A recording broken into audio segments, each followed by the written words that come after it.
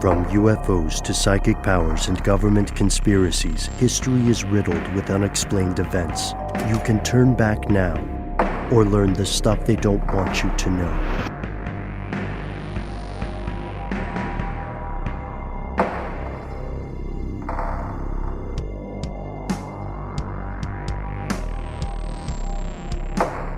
Welcome back to the show. My name is Matt. Our compatriot Noel is off on adventures. In the meantime, they call me Ben. We are joined with our super producer, Paul, Mission Control Deccan. Most importantly, you are here, and that makes this stuff they don't want you to know.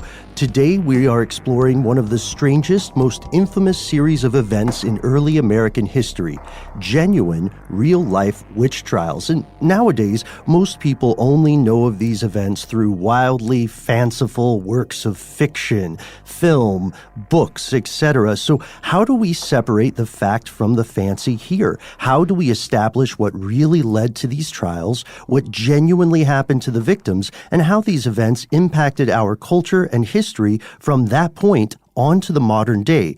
This is admittedly a tall order, Matt, and luckily, very luckily, we are not tackling it alone. We are joined by the creator, producer, and host of the hit podcast Lore, which has also been adapted into a book series and a television series, and as well as the creator of the brand new podcast Unobscured. Ladies and gentlemen, Aaron Mahnke.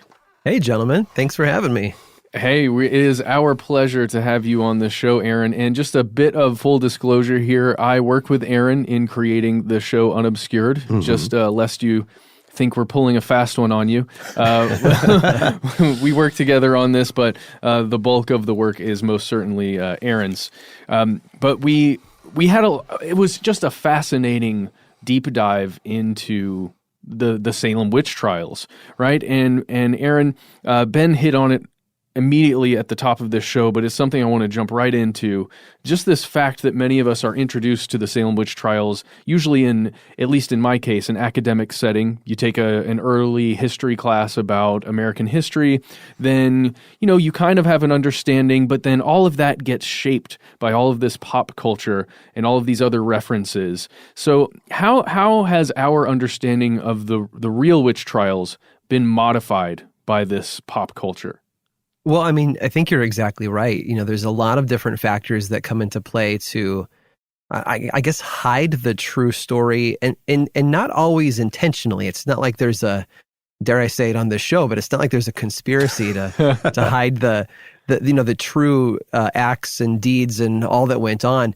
The Salem witch trials was a roughly 13 or 14 month period of time that had a lot going on. And so you think about maybe bumping into it in a high school class on early American history, and it's one of, a couple of dozen things that you're going to talk about that semester. And so by necessity, you sort of have to brush over it and just mention a few things, like it happened 1692, 19 people were hanged, one was crushed to death by stones, and 5 died in jail. And that's the story you hear, and maybe somebody throws in, well, they believe that there were witches and the church wanted those dead. And, we sort of sum it all up into a couple of sentences. And especially in this day and age of, small character count tweets and social media posts, it's easy to try to summarize things up like that. The other factor coming into this, like you mentioned before, is pop culture, right? Like films and screens, like The Crucible, and TV shows, and even, bad 1 hour documentaries. Because I don't think you can cover something like Salem witch trials in 1 hour. So, those things all just sort of work to force us toward an easy soundbite answer. And when you do that, you lose all of the nuance. Something that a lot of people may not know, and it's something that I learned fairly recently, you actually physically lived within a very close proximity to where the Salem witch trials occurred. Yeah. Can you tell us about that? Well, so you hear about the Salem witch trials, and if you were to find the location where a lot of the victims came from on a map today, it would come with the name Danvers as the town and not Salem, which is sort of confusing, right? You kind of expect it to be Salem, which is a little bit more toward the east. But back in the late 1600s, Salem was like this territory, and you had the city, but then you had the breadbasket around it of all these different communities, places that exist now today as their own independent communities, like Wenham and Danvers and Beverly and Andover and Topsfield, and all these places slowly were chiseled off of the Salem landmass and became their own things. So what is now today Danvers used to be Salem Village, and Salem proper today used to be Salem Town, because that was sort of the built-up, wealthier town aspect of it all.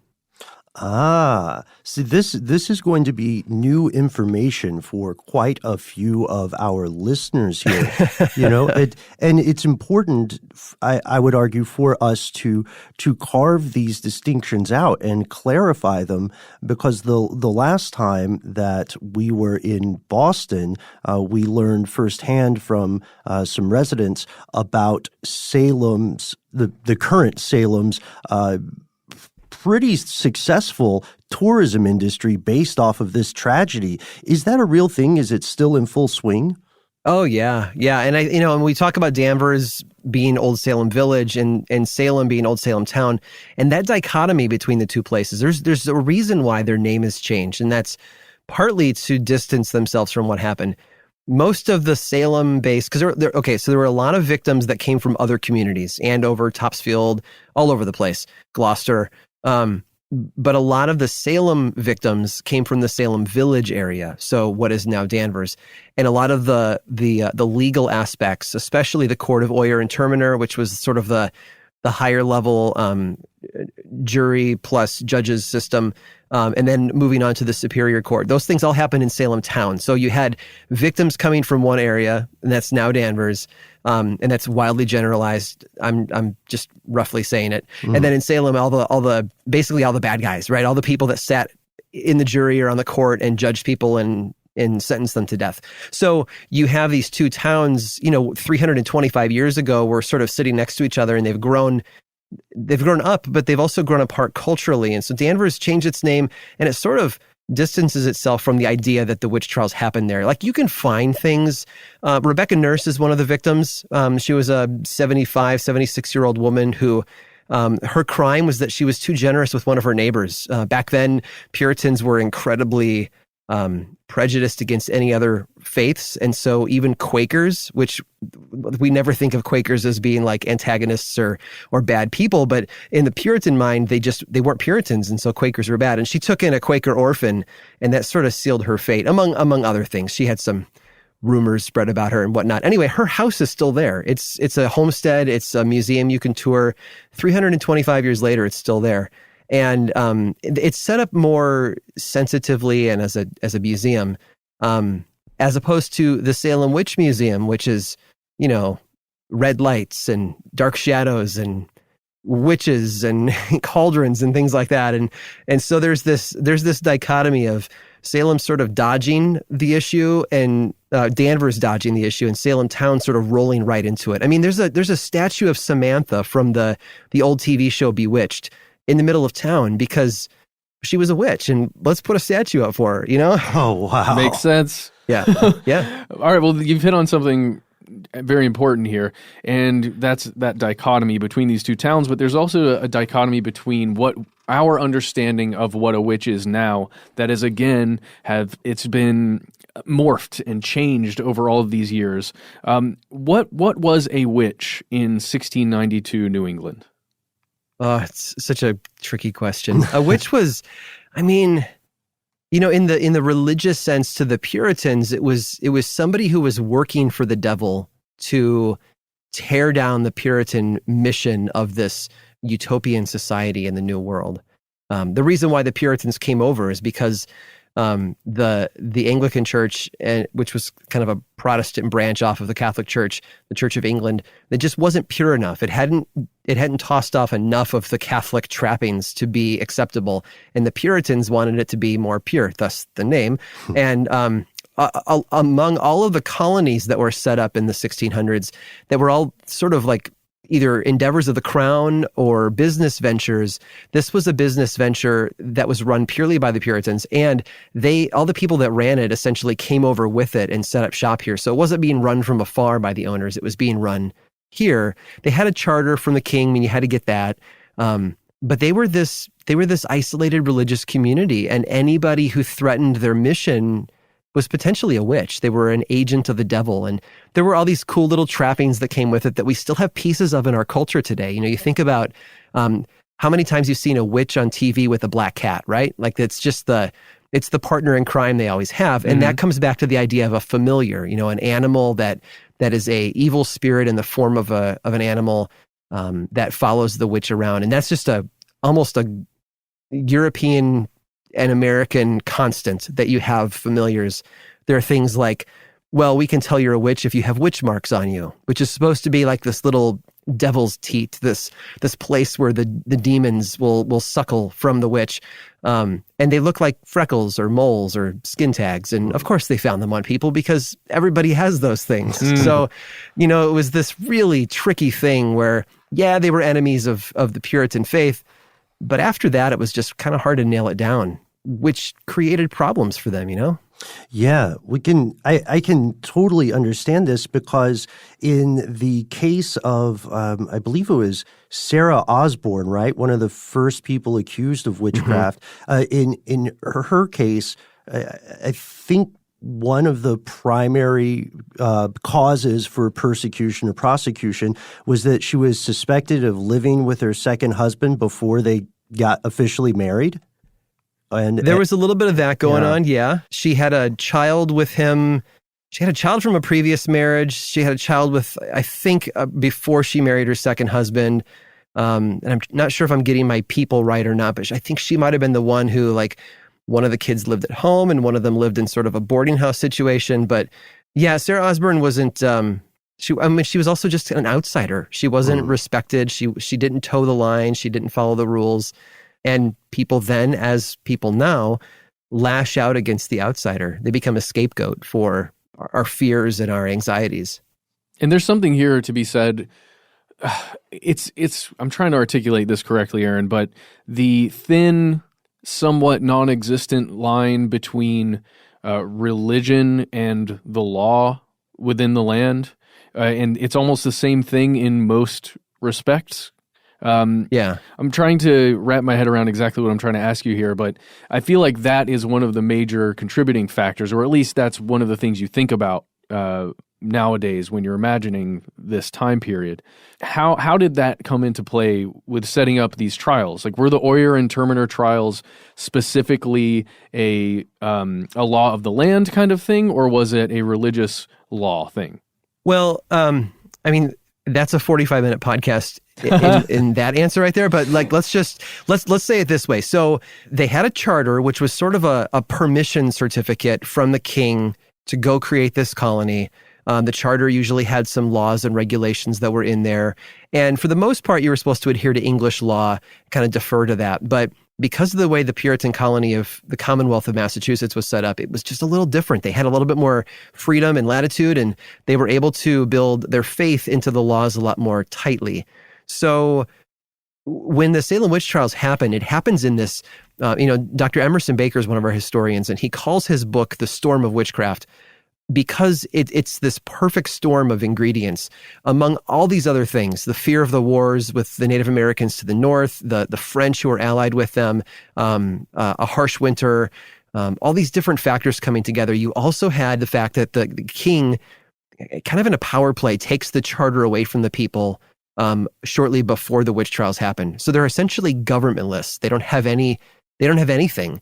And there's this promise of a new charter, but they haven't got it yet. So they're literally they're a society that has lost all their laws, and so they're leaning on the people like John Hawthorne, who, him and his father both worked with the charter and they knew the law. They're kind of leaning on these people to help them, but their faith is permeating these things. They have this fear of witches. And even when they sit down with a new charter and start to list out, all right, we have to put together a list of capital crimes, which they started doing in 1692. Witchcraft falls on the capital crime list. You're not going to find that on the books today because we have a very secular government.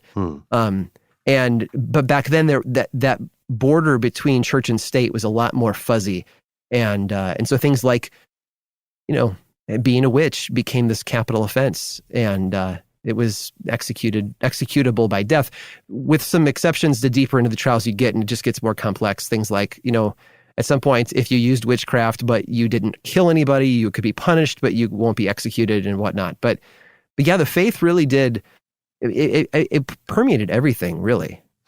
And it makes sense what you're saying, given the context of the time when people are. I think you hit a really powerful point here when you say that the people found themselves governless, right, in a hostile environment in terms of the ecosystem they were surrounded by.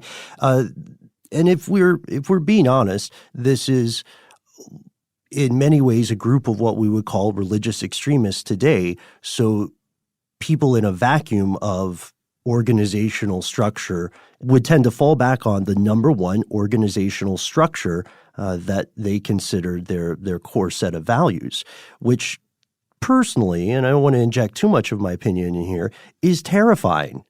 Because it sounds as if this is something that occurs, in the distant past. But it's very important for us to remember that people are still people. We're still the same cognitive machines. And these sorts of things are not as implausible in the modern day as they were, they're not any less plausible, I should say, than they were in the 1600s. Yeah, absolutely. I mean, one of the benefits think about how our government, the original American government was put together. You had representatives who were chosen by the people to go to a continental congress, and they laid down laws and they worked together. They worked with a lot of existing laws around Europe that they knew of. The Magna Carta was an influence and things like that. But they were a voice for the people as a collective putting things together, and that made it a lot more infallible. You had people saying, well, that idea sounds good, but here are 3 problems with it, and this is how it could go wrong, and so they could adjust things. When you move to a society that's smaller, I mean, Salem Village had about 500 people in it, 550.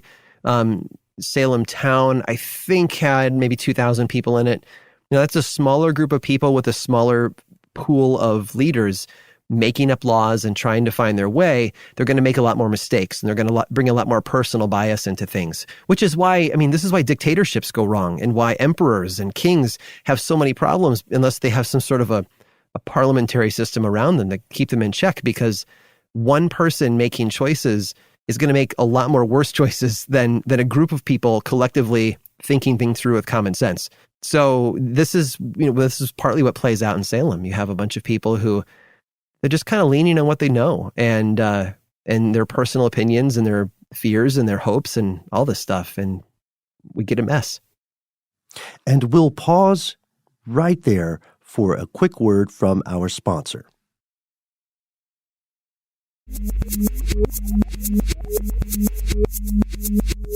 And we're back. This is a little bit biographical, but what were your primary inspirations or motivations that set you on the path to explore and clarify this story? I've made the podcast called Lore for about 3.5 years now, and Lore is essentially a dark historical podcast.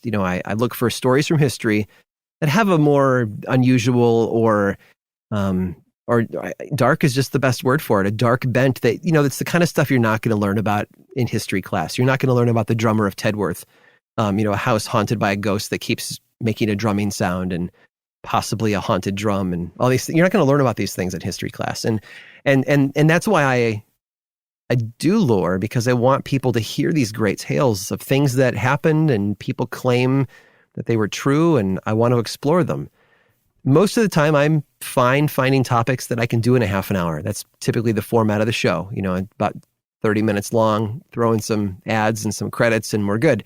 And that leaves out a few topics, and so from the very beginning, I thought, well, the Salem witch trials fits, that it has all of these really great details. There's good context lessons in here, like learning about how witchcraft worked in Europe and England, all these great things, but you couldn't cover it in an hour or a half an hour even. So I just kind of set it aside. And so for a couple of years, I had a folder on my hard drive that said Lore, the Salem Project. And I had this vision of maybe someday when I had free time, because I just got busier and busier as time went by. maybe someday I'll be able to do like a little mini series on Salem. And I didn't know if I'd give it its own RSS feed or if I would, maybe make it a paid only, like you could go, download the thing like an audiobook sort of thing, because I didn't know what the material would turn into. So it wasn't until, about a year ago that I started working with some of your folks over there at How Stuff Works and realized that if we were going to build a network of shows, one of those could very well be a long-form documentary series that just takes time, gives these really big stories the breathing room that they need and let it go deep. And so that was the perfect home for the Salem topic. And not only that, but living in it and around it here in my area, it just made sense. And it's, you can't pass up a topic like this. So let's jump back to 1692 Salem. It's winter time.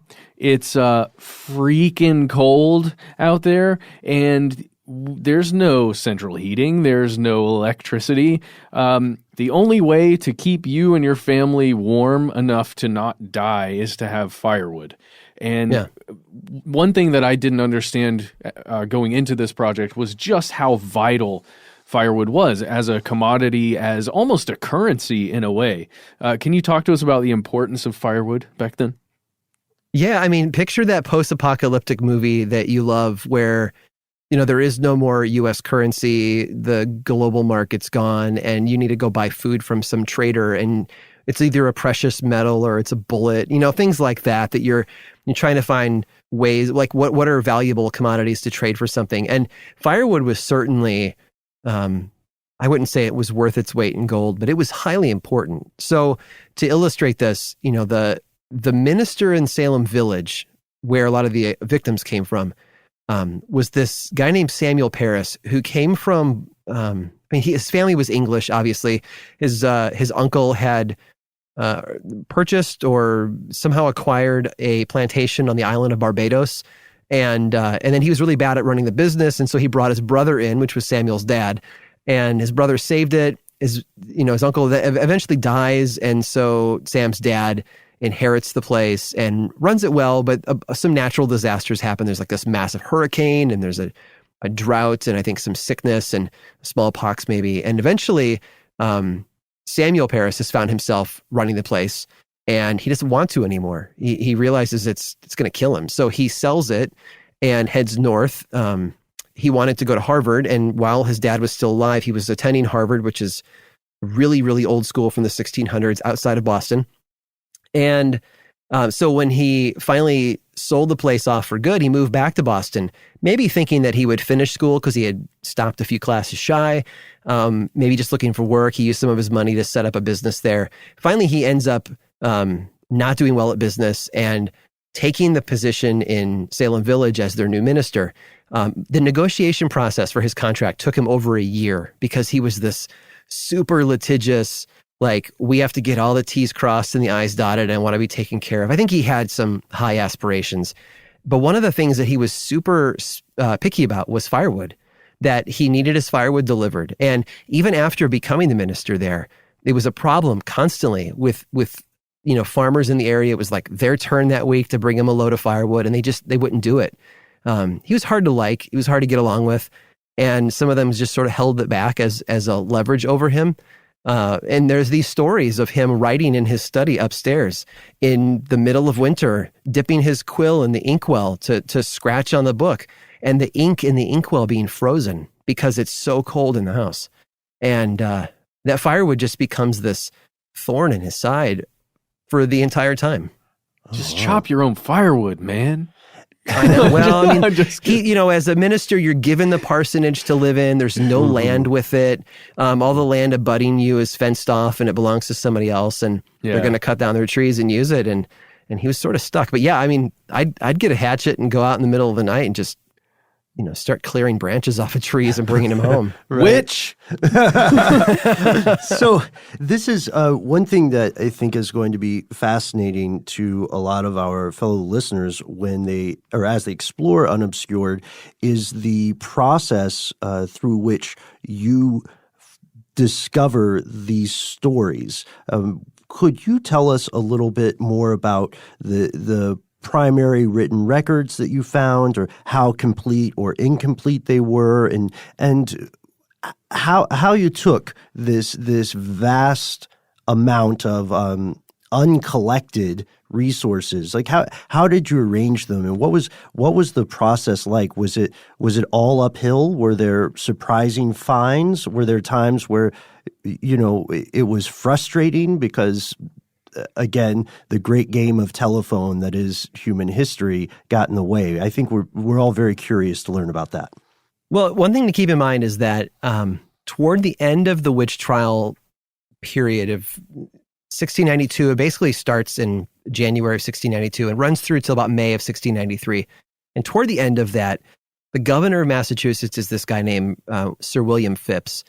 And he realizes that the public perception of what's going on in the trials is bad. In fact, at some point, the judges involved in the trial hire a minister from a prominent minister family. Their last name was Mather.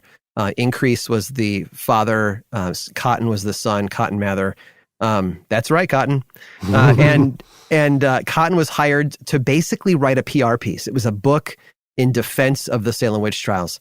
And right about that time, Governor Phipps decides it will be very bad if anybody else prints things about this. We want this to be the only thing out there. And so the governor outlaws the press. They can't talk or write about the Salem witch trials anymore. So you have that, which limits the amount of stuff that's written about it in 1692, 1693. Then you have people with let's just pick a judge out of, like Nathaniel Saltonstall or somebody like that, or Samuel Sewell. There are family documents that would have existed. Personal journals was a big thing for a lot of these judges. They wrote in their journals every night. And a lot of them just go missing. Letters between judges who served on the trial and family members kind of take a break for about a year there, where they vanish. It's not like they stopped writing. Somebody's gone in and they've taken these sheaves of paper out and they've destroyed them in some way. Samuel Parris himself, the minister, for 13, 14, 15 months, kept notebooks of what was going on. And one page was pulled out of a notebook at some point and taken as evidence for something. We don't know how or why, but all the rest of the notebooks have vanished. It's not that they've been misplaced or, that the family just won't give them up. They just don't exist anymore. There's this almost global cover-up of the documentation of what happened. Once the government gets on its feet in late 1692 and the Oyer and Terminer is shut down and it becomes the Superior Court, essentially the state Supreme Court, the documents don't go away anymore. Those become really official and we still have all those. But all the court documents from the Oyer and Terminer, the big trial all through the summer of 1692, it's just gone. So there's not a lot to look at. There is stuff. I'm going to plug the website just because it's got great resources on it. But if you go to historyunobscured.com, there's a resources page. And I can't remember if it's on there, if I need to put it on there, but there's a link to, is it the University of Virginia that has a digital scanned-in library of every document relating to it. So things like the warrant that was issued for Reverend George Burroughs. Like, you can see the warrant right there, written out in handwriting, long form. It's got dates on it and everything. It's beautiful. Mm-hmm. It's tragic. So there are things that we have, and we still find things. Every year somebody's bumping into a new document. Some family opens up a book in their library and finds a warrant or a letter that was tucked away. Like, it happens, but a lot of it's just sort of disappeared. I think this right here is the stuff they don't want you to know about the Salem witch trials. Can you imagine now in modern history if someone attempted to do this? Just if it was a year-long process somewhere and someone said, oh, nope, we're going to strike this whole thing from the record. Nope, everybody put away your social media. Nope, we're going to delete everybody's Facebook. It's over. This didn't happen. Yeah. Here's the official account in this one tome or this one blog. All right, carry on. That's insane to me that could even happen. But, where did we go? We went to the Danvers Archival Center. Yeah, the Peabody Essex Library, or Peabody Institute Library that's in Danvers. Peabody's another town, but the Danvers Library is actually called the Peabody Institute Library. It's confusing, but they have an archive in the basement. They have an archivist. One of our historians, Richard Trask, is a decades-long experienced historian. He's also descended from a number of the victims from the witch trials, and he lives within blocks of where it all happened, in a period home. He's a cool guy. I like Richard a lot. And he sits as the archivist down there in the bowels of the library, and he manages all these amazing things. The church changed locations. They moved across the street a few years after it was all over. They got a new minister, Reverend Green, maybe in the 1698, 99 range or so. He moved the building across the street. And then eventually that was, torn down, and they built a bigger building because it's a church, and they grow and populations grow.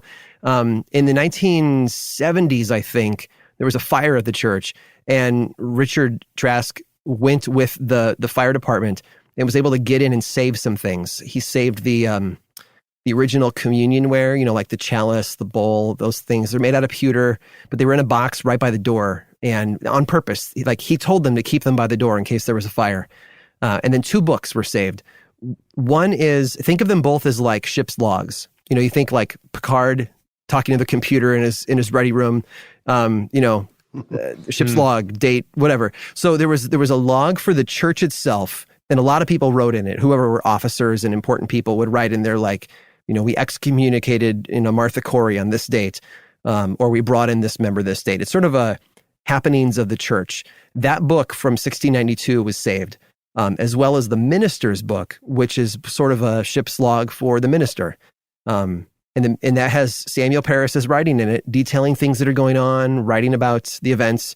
And when he left and Reverend Green came in, that book was handed off to Reverend Green, and then he takes over writing in it. And it's almost like a diary for whoever holds the position of minister. So cool. Yeah. To get to see them and hold them and look at them, they're amazing. And we'll continue to explore this in just a moment after a quick word from our sponsor.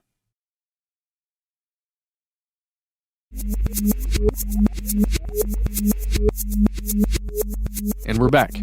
One of the crucial things about reading these primary sources, finding these contemporary or near contemporary accounts, is that because they are so much closer to the time in which these actual events occurred, they do not suffer from some of the frankly widespread misconceptions that we have in the modern day, not just in the world of Hollywood, but in the cultural zeitgeist, even in academic settings. So what if you could tell us, Aaron, what were some of the misconceptions that you found in the course of your work on Unobscured? Well, I have this belief that people like to sum things up into a sentence. We like to say, "Oh, I understand that." It was this. It was simple, right? Like, to be able to declare something as simple means that we've grasped it and we're in control of it. And you can't do that with the Salem witch trials. It wasn't simple. It was highly complex. So one of the most common questions that I get, whether it's social media or in person regarding the Salem witch trials is, well, why did it happen? And I think that that's our inclination. It's a noble question. It's good. But it's people saying, give me that one sentence that explains why. What's the one answer? And there isn't a one answer. Again, I hearken back to what Dr. Baker wrote for his book, The Storm of Witchcraft. It's got this great introduction by somebody else that talks about how it's the perfect storm of all these elements that come together. Before I go on to what maybe they were, misconceptions, the big one that I always get is, it was just rotten bread, right? It was that ergot poisoning stuff, right? I genuinely thought that when we started making the show. Hopefully you have learned. Yes. But ergot is this fungus that grows on grains. We hear about it as rye, and people make bread out of rye, among other things. It makes a good bourbon out of rye. But this fungus can cause hallucinations. And the idea was put forward in the mid-70s that, hey, what if these people were having hallucinations and And that explains why they were behaving so bad. They can have convulsions too. And, some of the afflicted girls, as we call them, the people who were showing symptoms of being attacked by the witches, they had convulsions and fits. They would fall on the floor and thrash around. So, hey, sounds like Ergot explains this. And the very next month after that was published in a journal, the same journal published a debunking of it. 2 more scientists came on board and said, no, look, it can't be ergot poisoning. And here's why. Ergot poisoning reacts to you one of 2 ways, depending on how you eat. If you are deficient in vitamin A, you will probably have hallucinations and convulsions. They call it convulsing ergot poisoning, something like that. But that's only one of the ways the symptoms can present themselves. The other way would be gangrene. And I get that those are wildly disparate, responses for something in your body. You can either have convulsions and hallucinations, or you can have gangrene, pick. And I would certainly grab the convulsions myself and skip the gangrene. But you have to be deficient in vitamin A to have the convulsions. And vitamin A comes from things like seafood. And Salem is a coastal town, a port city, and most of the victims, the afflicted girls who had these symptoms, are wealthy, and they could have afforded to have good food and would have been eating food from the sea. They would not have been deficient in vitamin A. So because nobody ever gets reported as having gangrene, we can right away write off ergot poisoning. I sometimes hear people, it's kind of like you popped my bubble. Why'd you do that? But we want there to be the magic pill, right? We want to say, it was the one thing. And if we could go back in time in a time machine and in one day fix everything and make it not happen, we'll just take away their grain because it's got fungus on it, right? Well, it wouldn't work. It's more complex than that, And you have a lot of people suffering from what was essentially post-traumatic stress disorder, refugees coming from the middle of Maine down the coast back to New England, back to Salem, where they had come from years before, because they kept trying to settle the coast of Maine. But up there, you had the Wabanaki and the Algonquin, and you had the French who were allied with them, and they were constantly kind of hammering back down to the south. And these refugees, they'd go up and they'd settle and they'd live for a couple of years, and then they'd get raided and attacked, and they would flee back south, having lost everything they ever took with them. And it was horrible. It was war. Some of them watched their parents die. Some of them lost children. And so they come back to Salem and they tell their stories. And, they pass this trauma on to the people there. Everything outside their borders was darkness and evil and danger. And they were afraid. And of course, we mentioned the lack of the charter. They didn't have a government at the time. It was very, very tricky. One of the things the government was doing is, I think it was when Governor Andros took over before Phipps, they started to re-tax property that had already been taxed. And so you had paid your tax and you had your profit left over, and now you're going to get taxed again. So financially, they were getting hammered. They had an incompetent leader who didn't understand how to govern because he had never done it before, Governor Phipps. All these pieces helped to kind of mix in the bowl and be this perfect storm that in that window of time, that's when it could have happened, and it did. Well said. Well put. This also reminds me of a work by the author Carol Carlson, "The Devil in the Shape of a Woman," that I wanted to ask you about, because in Carlson's examination, what this author is looking at is more of an emphasis on how certain women, primarily women, were chosen to be accused of witchcraft.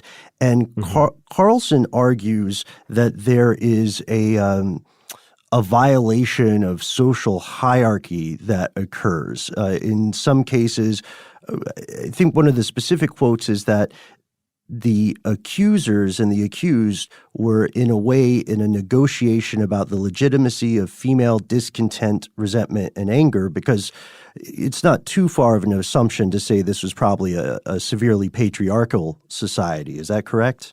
Oh, absolutely. Yeah, one of the historians that we spoke to 6, did great interviews with them. One of them is Dr. Jane Kamensky. She's a professor of history at Harvard, which is a school I think some people have heard of. But she's also the director of the library there, Schlesinger Library, which is essentially a library devoted to women's studies through history. So we wanted a perspective, a historical perspective on like what sort of a voice did women have in that age? What was their place in society? What was seen as wrong? What was seen as good? You know, things like women in 1692 would have been able to read because they needed to read the scripture to their family, but they wouldn't necessarily have been able to write. So, you know, years later when Reverend Green takes over, one of the afflicted girls, one of the girls who accused people and got them killed, wanted to join the church. And her confession is in that church's book that I talked about that's saved from the fire. But it's in the Reverend's handwriting. And then she scrawls her signature underneath it because she couldn't write. She could read, but she couldn't write. And that was pretty common for women back then. It was, you know, partly out of this, you know, what was necessary for them, what wasn't necessary. There's a little bit of control in there too. If they can't read, or if they can't write, then they can't, you know, get involved in government and things like that. And so there was a patriarchal, you know, push down on that as well. It is really bizarre what happens in the Salem witch trials because in effect you have not only women, but you have young women, girls, 12, 13, 14 years old, who begin to guide the process of the court. Like their word is taken as law. And these judges, these educated men, a lot of them had gone to Harvard Divinity School. Like they were either just shy of being ministers themselves or could very well go out and get a job as a minister. Who were some of the most educated people of the day. They were basically doing their bidding, you know? And so these roles are reversed. There's this shift there. And you have to wonder, like you said, in a time when women are told to shut up and be quiet, sit down and do what you're told, that they have this opportunity all of a sudden. They notice an opening, right? That they're being listened to and things are being done based on their stories. And you have to think at least some of them sort of leaned into that I have freedom right now and I'm going to use this freedom right now. And, you know, I haven't seen any study that looks at the list of victims who are accused by these people, but, you know, I wonder how many of them were sort of like pro-traditional women, sort of women like, you know, Rebecca Nurse was 76 and maybe she was one of those people that toe the line and say, look, I'm a good, quiet Christian woman. I'm not going to speak up. I have to wonder if there's a little bit of a social battle going on there. You know, we know that 20 years before the Salem witch trials, there was an event in Groton. One of the ministers who pops up in the witch trials is this guy named Samuel Willard, I think. 20 years before, he was in Groton, and he had a household servant who was having fits and seizures and was speaking about the devil and the book. Like it's all these elements that come right from the Salem witch trials, but it was 20 years before. And I see a lot of the servant speaking out and having a voice for a few months, and that's a pretty easy way to view these things. I don't know if I'm reading into it, if I'm applying my own perceptions onto it, but they're certainly speaking out. You know, another person we interviewed, Mary Beth Norton, who's an author as well as a professor, she makes a great point about that consolidation of power that you were talking about, Aaron, where the same men who are running the church are also the judge, jury, and executioner, essentially. All 4 points essentially are covered by the same old white men who are the best writers and readers and learned men of the time. Yeah. And it really does bring home that idea of these young women fighting back in any way they possibly could to be seen and to be heard and to be known. Right. Yeah. I mean, I think the way she describes it is like, let's pretend today that the president and his cabinet, Secretary of Interior, Secretary of State, this very small window of people, they also all served as the Supreme Court and they served as the legislative branch. And that was the government. And that's what it was like in 1692. I want to be careful with leading people to believe that the afflicted girls were a social movement. Because there might have been part of that. But again, it's not a neat and clean black and white thing. Some of the afflicted girls were literally refugees from Maine who had come down having watched their entire families killed and were afraid for their life every single day. There was a lot of PTSD in there. There were some social things going on. Some of the better off families versus, competitive families, so it's this big mix. But I think it would be wrong to say that there isn't some aspect of this rebellion against the patriarchy going in there. It's not the only thing. It's not even the primary thing, but there's an element of that in there for sure. Well, Aaron, we're coming to the end here.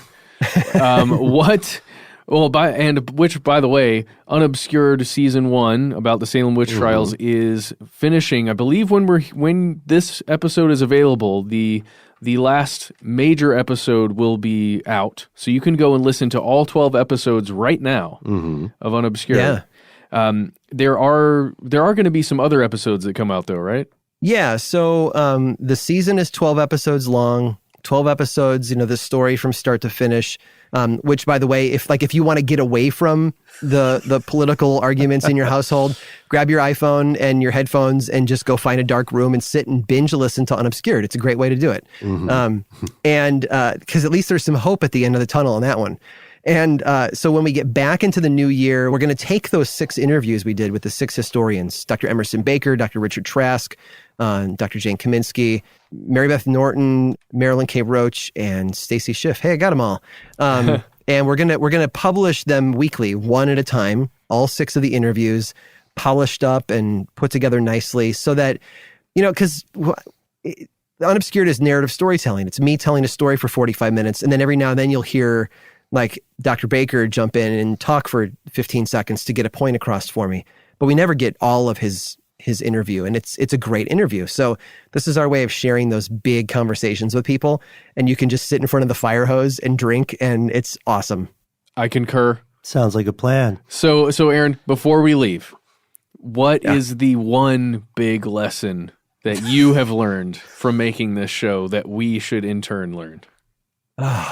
Well, yeah, that's right. Teach us the secrets of the universe, Aaron. Please hurry. Point of order, Matt Frederick. Part of our exploration today was about how difficult and misleading it is. I know. To encapsulate things. I'm trying to get magic out of this thing. No, I hear you. No, look. I will say that I'm going to echo something I heard somebody say earlier. It's really, really important to remember that these were people. That we look back with 326 years of distance and say, crazy, like they shouldn't have done that. I would totally do things different if I was in their shoes. And you know what? You probably wouldn't, because of the way it was built, the structure, the social, the religious, the government, the wars and the weather and all of those pieces. I think we would all do the same thing. And I think it's important for us in any historical situation, but especially the Salem witch trials, to look back at it and say, these are just people. They have hopes and they have dreams. They have fears. They have insecurities. They have talents. They have desires to be on stage. They have desires to slip and hide under the radar, whatever it is. Like, these are just normal people like us.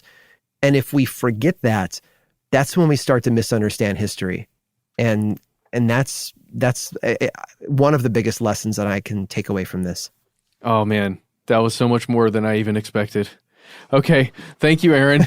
You're very welcome, sir. Yeah, sincerely. Thank you so much. And thank you, listeners, for joining us today. As we said earlier, you can, if need be, escape holiday time with your family, or just in the interest of enjoying a fascinating deep dive into a widely misunderstood period of American history. You can find Unobscured in its entirety now, wherever you find your favorite shows. And Aaron mentioned earlier the website, which is chock full of some excellent additional resources, including for our more visually driven audience members, maps and diagrams of the surrounding area to really put you in the place. Yeah, as well as books if you want to continue your reading and learning. So once again, that is Unobscured Season 1. I'm not going to try to finagle